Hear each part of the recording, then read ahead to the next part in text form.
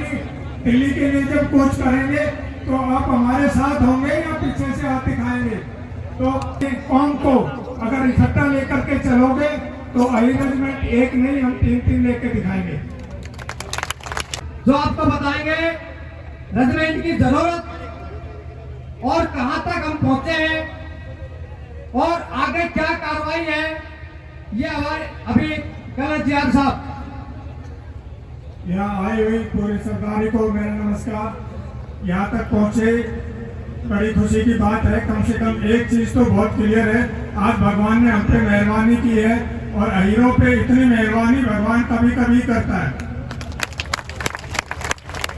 वरना जून में और तुम एक कपड़े के नीचे बैठ जाओ, इतना आसान नहीं है। ऐसा नहीं है, इससे पहले जून में हम कोसले में बैठे थे 40 डिग्री में, लेकिन आज भगवान ने हमारे पे मेहरबानी की है और हम इकट्ठे हुए इस जगह पे। ये एक ऐसा सेंट्रल जगह थी जहाँ से पूरा अहिरवाल इकट्ठा हो सकता है। राजस्थान और हरियाणा का पूरे के पूरे जो अहिरवाल को इकट्ठा करने के लिए एक ये उपयुक्त जगह मिली थी हमें, और आप सभी का रिस्पॉन्स देख करके काफी अच्छा लगा और काफी तादाद में इधर आकर के आपने जो आशीर्वाद दिया है इस अहिर रेजिमेंट मुहिम को, ये हमें आपका याद रखेंगे। अच्छी बात सबसे ये है कि अभी हम इकट्ठा होने सीख गए हैं और ये चीज अगर 24 में, उससे पहले हमें सीखना पड़ेगा। 24 से ज्यादा टाइम नहीं बचा है और हम जगह जगह पर जो मीटिंग कर रहे हैं ये एक सिर्फ कंफर्मेशन है कि भाई जब हमें फाइनली दिल्ली के लिए जब कोच करेंगे तो आप हमारे साथ होंगे या पीछे से हाथ दिखाएंगे। तो बात है अभी कि भाई जब जहाँ इकट्ठे हो रहे हैं ये अपना पढ़ लो कि जब अगर फाइनल जिस टाइम पे रेला लगाना है उस टाइम पे इकट्ठे हो जाओ। जहाँ तक अहिर रेजिमेंट की बात है, ये एक ऐसा इदारा है अहिर रेजिमेंट जो इससे पहले आप सिर्फ कुमाऊं रेजिमेंट को देख लो, 13 कुमाऊं को एक ही बटालियन है अहीरों के नाम पे। जहाँ पे नाम होता है अहीरों का 13 कुमाऊं खड़ी मिलती है हमेशा। और अगर हमारी रेजिमेंट बनी तो कितने 13 कुमाऊं के सरदारों जैसे इकट्ठे हो जाएंगे अहीर कौम में। तो ये फौज एक ऐसी फैक्ट्री है जो कट्टर अपनी जमीन अपने जाति के लिए कट्टर जातिवाद जो पैदा करती है जवान। क्योंकि एक 18 साल के जवान को जब 40 साल की उम्र या 45 साल की उम्र तक उसको सिर्फ अहीर और अहीर ही नजर आता है और आगे या पीछे जाने के लिए भी अहीर है, तो देख लो वो कितना कट्टर हो जाता है जब तक वो समाज में आता है। तो ये एक ऐसी फैक्ट्री है जो अपनी जाति को ऊपर ले जाने के लिए बहुत जरूरी है। दूसरी बात है, ये जन्मजात रिजर्वेशन है अहीर की, और हमारे जो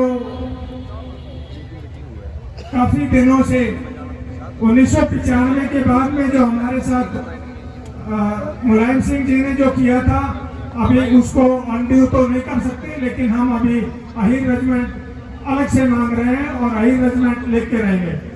मैं आपको बता दूं, हिंदुस्तान में 64 ऐसी सीटें हैं जिन पे अहीर एमपी की सीटें बता रहा हूं मैं, मेंबर ऑफ पार्लियामेंट की 64 सीटें हैं जहाँ पे अहीर कौम अपना दबदबा रखती है। उसके अलावा 30 से 35 सीट है, वहाँ पे अगर अहीर इकट्ठे हो गए तो पासा पलट सकता है। आप देख लो 90 एमपी अगर अहीरों से निकल रहे हैं तो आगे क्या हाल होगा उस गवर्नमेंट का, जहाँ पे 90 एमपी खड़े होकर के अहीर समाज के लिए अहीर रेजिमेंट की मांग करेंगे।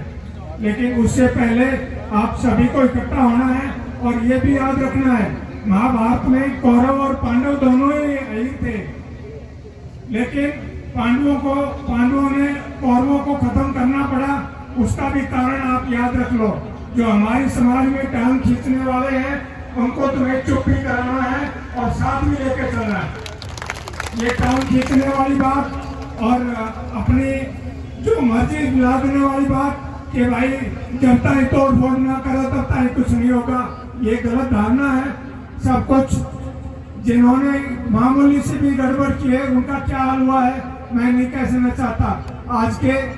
आज के इवन धरने में पहलवान देख लो, एक सिर्फ उन्होंने आगे मार्च ही किया था और उनका पहले पीछे से जो जहाँ बैठे थे जंतर मंतर पे, सबसे पहले वो जगह छीन ली, उसके बाद उनके ऊपर कितनी FIR कर दी, और अभी बेचारे वो इधर से उधर, ये तो शुक्र है जो खाप है हमारी हरियाणा और राजस्थान की वो उनके साथ आ गई, अदरवाइज देख लो पहलवानों का क्या हाल कर दिया था।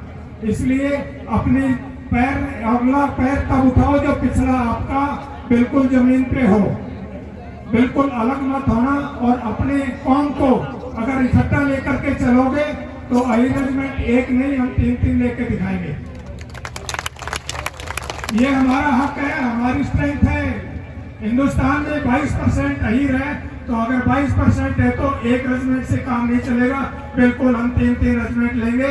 लेकिन उससे सबसे पहले एक ही बात जरूरी है, भाई इकट्ठे होना सीख लो और अपने सिर गिनाने सीख लो।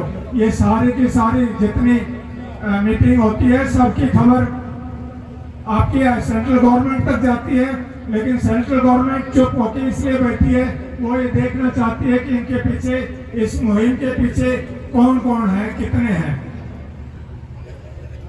इसके बाद में जो आगे का प्रोग्राम है वो एक काफी लंबा प्रोग्राम है, उसके बारे में भी आपको सूचित कर दिया जाएगा।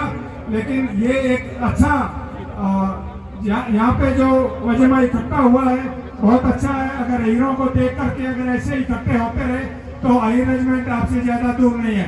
मैं ज्यादा टाइम ना लेते हुए, क्योंकि अभी हम इस स्टेज पे पहुंच गए हैं कि अहिर रेजिमेंट की जरूरत क्या है वो सबको मालूम हो गई है, उसके फायदे नुकसान क्या है वो सबको मालूम हो गए।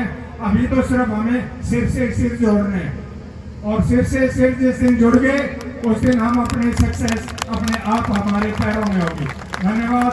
मैं ज्यादा टाइम ना लेते हुए, कोई गलत शब्द निकला है तो उसके लिए माफी चाहता हूँ। धन्यवाद। आप सभी का यहाँ आने पे बहुत बहुत शुक्रिया। धन्यवाद। धन्यवाद कर्नल साहब।